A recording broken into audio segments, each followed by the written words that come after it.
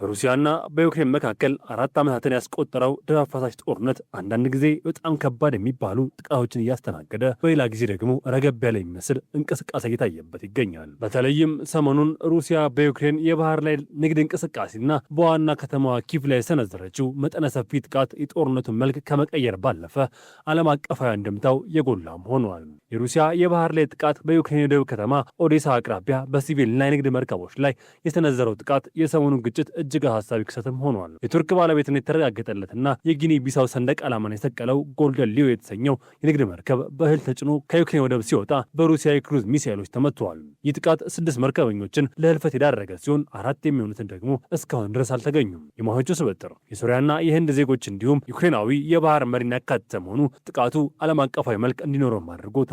ሩሲያ ይህን መሰል ጥቃት የምትሰነዝረው የዩክሬን የኢኮኖሚ ጀርባ አጥንት የሆነውን የእህል ኤክስፖርት ለማደናቀፍና ዓለም አቀፉን የንግድ ኩባንያዎች ወደ ዩክሬን ወደቦች እንዳይጠጉ ለማስፈራራት መሆኑም ግልጽ ነው ተብሏል። የድርጊት የዓለምን የምግብ ዋስትና አደጋ ላይ የሚጥል ከመሆኑም በላይ ሩሲያ ምንም አይነት ዓለም አቀፍ ሕግን ለማክበር ፈቃደኛ አለመሆኗን ያሳያሉ ሲሉ ምዕራባውያን ሚዲያዎች ዘግበዋል። ከባህር ላይ ጥቃት ጎን ለጎን ሩሲያ በዋና ከተማዋ ኪቭ ላይ ያካሄደችው የባላስቲክ ሚሳኤል ጥቃት ከጦርነት መጀመሪያ ወዲህ ከተመዘገቡት እጅግ የክፋት ተርታ የሚመደብ ነው ተብሏል።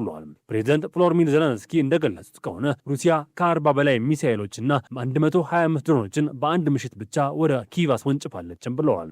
በዚህ ጥቃት ውስጥ እጅግ ዘመናዊ የሚባሉት ኢስካንደርና ዚርኮን የተሰኙ የድምፅ ፍጥነትን እጥፍ ድርብ የሚበልጡ ሃይፐርሶኒክ ሚሳኤሎች ጥቅም ላይ መዋላቸውን ሩሲያ የዩክሬንን የአየር መከላከያ ስርዓት ለመስበር ያላትን ቁርጠኝነት የሚያሳይ ነው ተብሏል። ጥቃቱ ያነጣጠረው በሲቪል መኖሪያ ቤቶች፣ በመጋዘኖች፣ በገበያ ማዕከላትና በተማሪዎች ማደሪያ ላይ መሆኑ የጥፋቱን መጠን የከፋ አድርጎታል። ኪቭ ቻሃቱን፣ ካርኪቭ፣ ዛፖርጂያ እና ዴምፕሮትሮቭስክ የዚህ መጠነ ሰፊ ጥቃት ሰለባም ሆነዋል። ይህ የሩሲያ በመላው ዩክሬን ላይ የሽብር ስሜት ለመፍጠር የህዝቡን የመቋቋም አቅም ለማዳከም እየሰራች መሆኑን ያመላክታልም ተብሏል። ዩክሬን በበኩሏ ለደረሰባት ጥቃት ዝምታን አልመረጠችም። ይልቁንም የሩሲያን የጦርነት ማሽን የሚመግቡ የኢኮኖሚ ምንጮችን ኢላማ ያደረገ የአጸፋ እርምጃ መውሰዷን ሰምተዋል። የዩክሬን የጸጥታ ኃይሎች በሩሲያ ደቡባዊ ግዛት በስታቭሮፖል የሚገኝ 3 የነዳጅ ማከማቻዎችንና 1 የነዳጅ ማጣሪያ በድሮን ጥቃት አውድመዋል። በተጨማሪም በጥቁር ባህር ላይ የሩሲያ ነዳጅ ድብቅ የሚያጓጉዙ የጥላ መርከቦች ላይ ጥቃት መፈጸሟን ተገልጿል። እነዚህ መርከቦች ሩሲያ የተጣለባትን ማዕቀብ ጥሳ ነዳጅ የምትሸጥባቸው መንገዶች በመሆናቸው የእነሱ መመታት በሞስኮ ኢኮኖሚ ላይ ከፍተኛ ጫና ይፈጥራል። ሌላው ትኩረት የሚስበው የዩክሬን ጥቃት ዌይል ቤሪስ የተሰኘው የሩሲያ ግዙፍ የኦንላይን ገበያ ማዕከል መጋዘኖች ላይ የተፈጸመውም ነው። ዩክሬን ይህን ተቋም ለሩሲያ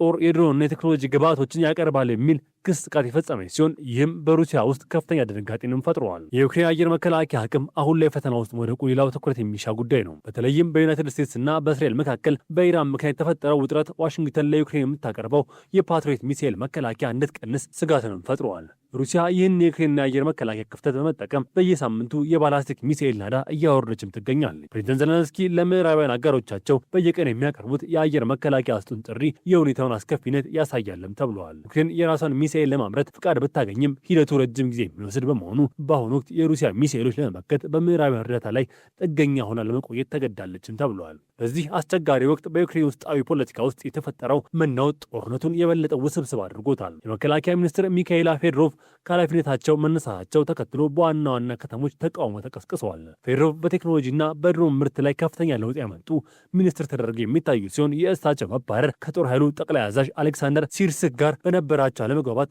እንደሆነም ይነገራል። ፌድሮቭ የጦር ኃይሉ ቢሮክራሲያዊ አሰራርና ለውጥ አለመቀበል ሩሲያን ለማሸነፍ እንቅፋት መሆኑን በግልጽ ሲተቹ ቆይተዋል። ይህ በከፍተኛ አመራሮች መካከል የተፈጠረው ክፍተት ሩሲያ ለምታደርገው የስነ ልቦና ጦርነት ትልቅ ግብዓት መሆኑን ተገልጿል። የባህር ኃይሉና የአየር ወለድ አዛዦች ለሲርሲክ ያላቸውን ድጋፍ በይፋ መግለጻቸው በጦር አመራር ውስጥ ያለውን ከፍተኛ መከፋፈል ፍንጭ የሚሰጥም ሆነዋል። በሌላ በኩል ሩሲያ በዲፕሎማሲያዊና በወታደራዊ ረገድ አዳዲስ አጋሮችን ለማጠናከር እየሰራች ነው ተብሏል። ፕሬዚዳንት ፑቲን ከሰሜን ኮሪያ የውጭ ጉዳይ ሚኒስትር ጋር ባደረጉት ስብሰባ ፒዮንግያንግ ለሩሲያ ልዩ ወታደራዊ ዘመቻ ያደረገች ላለው ድጋፍ ምስጋና አቅርበዋል። የሰሜን ኮሪያ ወታደሮች በሩሲያ ኩርሱ ግዛት ተሰማርተው መዋጋታቸው የጦር መሳሪያ ማቅረባቸው ሩሲያ በሰው ኃይል ረገድ ያለባትን እጥረት ለመቅረፍ እንደረዳች ይታመናል። ይህ የሩሲያና የሰሜን ኮሪያ ጥምረት በምዕራባውያን ዘንድ ከፍተኛ ስጋት የፈጠረ ሲሆን ጦርነቱ ከሁለቱ ሀገራት ግጭት ባለፈ የጎራዎች ፍጭት እየሆነ መምጣቱን ያረጋግጣልም ተብሏል። ሩሲያ በዴምፕሮትሮቭስክ ግዛት ቪሊኒ የተሰኘችው መንደር ተቆጣጠር ያለው ብትልም ገለልተኛ ታዛቢዎችና የጦርነት ጥናት ተቋም ግን ይህንን መረጃ ውድቅ አድርገውታል። ሩሲያ እንዲህ ያለ የሐሰት መረጃ ወይም ፕሮፓጋንዳዎች የምትለቀው የጦር ሜዳ ስኬት እንዳላት ለማሳየትና በዩክሬን ህዝብ ላይ ስነ ልቦና ጫና ለመፍጠር እንደሆነ ተገልጸዋል። ይሁን እንጂ ሩሲያ የምትከተል የመሬት ማቃጠል ስልትና የረጅም ርቀት ሚሳኤሎች አጠቃቀም የዩክሬን መሰረተ ልማት እያወደመ ስለሆነ ያትታሉ። በዩክሬን ላይ የተካሄደ ያለው ጦርነት አሁን ላይ ወታደራዊ ግንባሮችን አልፎ የሀገሪቱን የባህል ማንነትና ውስጣዊ ማህበራዊ መዋቅር እየመታ ይገኛል። ሰሞኑን በኪቭ የሚገኘው የህትመት ውጤቶች መጋዘን ላይ የደረሰው መጠነ ሰፊ ጥቃትና በሀገር ውስጥ ተባባሰ የመጣው የግዳጅ ውትድርና ተቃውሞ ዩክሬንን ከውጭ ወረራ ተጨማሪ ከባድ የህልውና ፈተና ውስጥ መውደቋን ያሳያልም ተብሏል። ሩሲያ በኪቭ ላይ የከፈተችው የአየር ጥቃት ኮንሆቭ የተሰኘውን የህትመት ድርጅት መጋዘን ሙሉ በሙሉ መውደሙ ሩሲያ ሆን ብላ ዩክሬንን ባህልና ትምህርት ኢላማ ማድረጓን የሚያሳይም ነው ተብሏል። በዚህ ጥቃት ብቻ 250 ሺህ መጻሕፍት የነደዱ ሲሆን ይህም በቅርቡ ቡክሼፍ ከተባለ ተቋም ከወደሙት 800 ሺህ መጻሕፍት ጋር ሲደመር በዩክሬን እውቀት ዘርፍ ላይ የደረሰው ጉዳት እጅግ ከፍተኛ መሆኑን ያረጋግጣልም ተብሏል። ዩክሬናውያን ይህንን ድርጊት የባህል ማጥፋት ዘመቻ ማለት ይገልጹታል። ሩሲያ የዩክሬንን የታሪክ ቋንቋና ስነ ጽሑፍ የያዙ መጻሕፍትን በማውደም የወደፊት የዩክሬን ትውልድ ከአካባቢው እውቀት ከማራቅ እየሰራች መሆኑን ግልጽ ነው ሲሉ ዩክሬናውያን እየገለጹ ይገኛሉ። ይህ ስልታዊ ጥቃት ጦርነቱን በመሬት ይዞታ ላይ ብቻም ሳይሆን በህዝቦች ማንነት ላይ ጭምር መሆኑን ማሳያ ነው ሲሉ ይገልጻሉ። በሌላ በኩል ዩክሬን በውስጥ በኩል ከወረራ በኩል የሚከብድ የማህበራዊ ቀውስ ገጥሟታል። ለ5 ዓመታት በተራዘመው ጦርነት የሰው ኃይል እጥረት የገጠመው የኪቭ አስተዳደር ወጣቶችን በግዳጅ ወደ ጦር ግንባር ለመላክ የሚያደርገው ጥረት ከፍተኛ ህዝባዊ ተቃውሞ እየቀሰቀሰም ነው። ፓሲፊኬሽን ተብሎ የሚጠራውና ወጣቶችን በመንገድ ላይ አድኖ ወደ አውቶቡስ በመጫን ወደ ጦር ግንባር የመውሰድ ትሪ በዜጎችና በምልምል መኮንኖች መካከል ደም አፋሳሽ ግጭት እየፈጠረም ነው። በምልምል መኮንኖች ላይ የሚፈጸሙ ጥቃቶች ከ600 በላይ የደረሰ ሲሆን ይህም ህዝቡ ለጦርነት ያለውን ድካምና ምሬት ያሳያልም ተብለዋል። የሰብአዊ መብት ተሟጋቾች መኮንኖች የሚያካሂዱት አፈሳ ህገወጥና ድብደባ የተሞላበት መሆኑን ይገልጻሉ።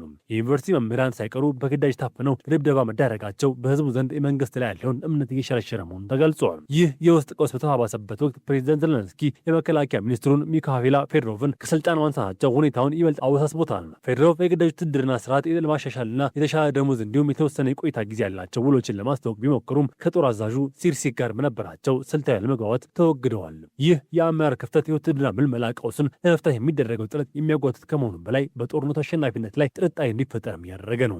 በአጠቃላይ ዩክሬን በአንድ በኩል ባህሏና ታሪኳን ከሚያጠፋው የውጭ ጠላት ጋር እየተጋፋች፣ በሌላ በኩል ደግሞ ከገዛ ህዝቧ ጋር በግዳጅ ውትድርና ምክንያት ወደ ላይ የለቅ ግጭት እየገባች ትገኛለች። ይህ ሁለንተናዊ ቀውስ የሀገሪቱን የነገ ተስፋ እጅጉ እየተፈታተነም ይገኛል። በአጠቃላይ የሰሞኑን የሩሲያ ጥቃት በተለይም በሲቪል ንግድ መርከቦችና በዋና ከተማዋ ኪቭ ላይ የተፈጸመው ጠንካራ የበቀል እርምጃ ጦርነቱን ወደ ከፋ ደረጃ ስለመሸጋገሩ ግልጽ መሳይ ተደርጎም